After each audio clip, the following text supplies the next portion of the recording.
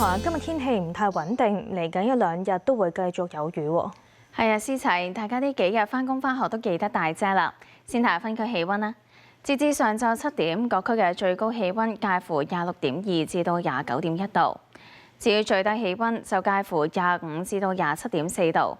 轉睇風雨圖啊，同廣闊低壓槽相關嘅驟雨正係影響廣東沿岸同埋南海北部。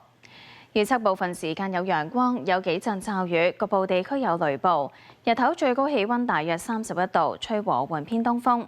展望聽日短暫時間有陽光，有一兩陣驟雨。今個星期中至後期大致天晴同炎熱。預測今日上晝嘅空氣質素健康風險，一般同路邊監測站都係低嘅水平。預測今日嘅最高紫外線指數係9，強度屬於甚高。跟住睇埋大灣區城市嘅天氣。澳門、珠海雷暴，中山、江門雷暴，肇慶、佛山雷暴，廣州、東莞雷暴，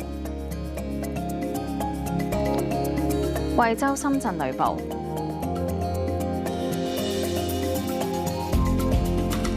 天氣先講到呢一度啦。